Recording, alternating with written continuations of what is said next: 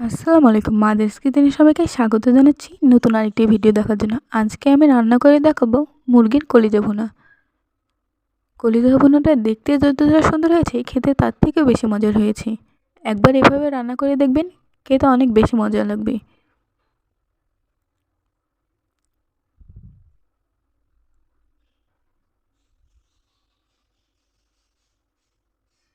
মুরগির কলিজাগুলোকে ভালোভাবে ধুয়ে নিয়েছি।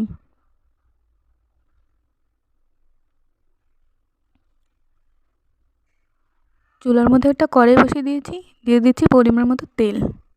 তেলটা গরম হওয়া পর্যন্ত অপেক্ষা করব।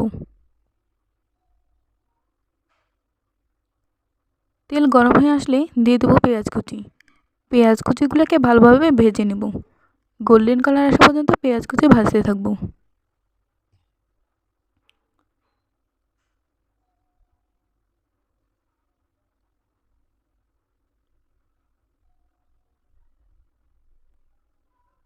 পেঁয়াজ ভাজা হয়ে গেছে, দিয়ে দিচ্ছি সামান্য পানি, যাতে পেঁয়াজগুলো পুড়ে না যায়। এখন 2 চামচ হলুদের গুঁড়া দিচ্ছি, দিয়ে একটু নেড়ে দেব। দিয়ে দিচ্ছি 2 চামচ লবণ, 1 চামচ মুরগির মাংসের মশলা, 3 চামচ মরিচের গুঁড়া। এখন মশলাগুলো ভালোভাবে মিশিয়ে নেব। দিয়ে দিচ্ছি 1 চামচ গরম মশলা বাটা, 1 চামচ আদা বাটা, দিয়ে দিচ্ছি 1 চামচ রসুন বাটা। মশলাগুলোকে এখন ভালোভাবে কষিয়ে নেব।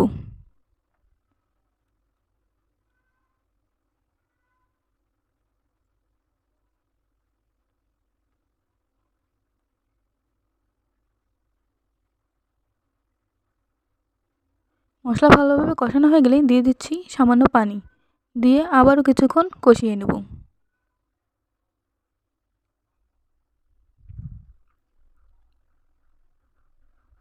মশলা কষানো হয়ে গেছে, দিয়ে দিচ্ছি ধুয়ে রাখা কলিজাগুলো।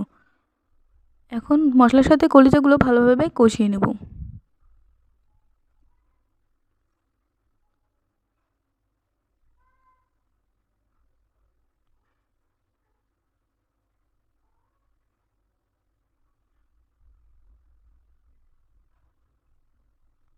ঢাকনা দিয়ে ঢেকে দেব 5 মিনিটের জন্য।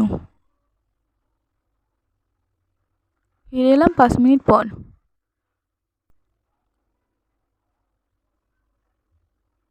কলিজাগুলোকে এখন ভালোভাবে কষিয়ে নেব।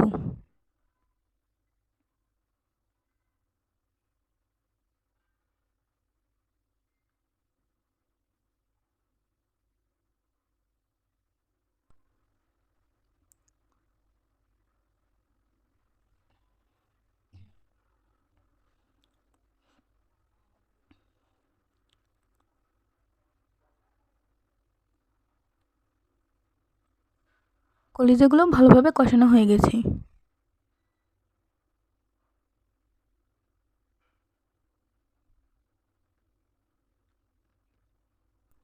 দিয়ে দেব পরিমাণ মতো পানি। এখন একটু নেড়ে দেব।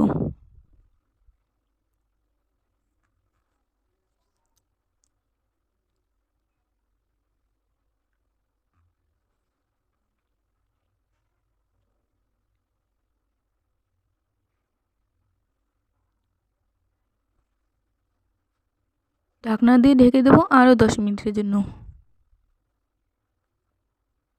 ফিরে এলাম 10 মিনিট পর।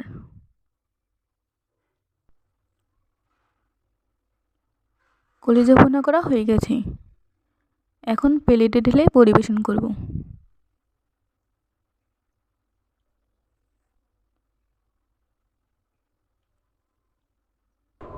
দেখুন কলিজা ভুনাটা দেখতে কতটা সুন্দর হয়েছে। দেখতে যতটা সুন্দর হয়েছে, খেতে তার থেকেও বেশি মজার হয়েছে। একবার এভাবে রান্না করে দেখবেন, খেতে অনেক বেশি ভালো লাগবে। আশা করছি আজকের রেসিপিটি আপনাদের কাছে ভালো লেগেছে। ভালো লাগলে লাইক, কমেন্ট, শেয়ার এবং সাবস্ক্রাইব করে পাশে থাকবেন। রেসিপিটি কেমন লাগলো কমেন্ট করে জানাবেন। ধন্যবাদ।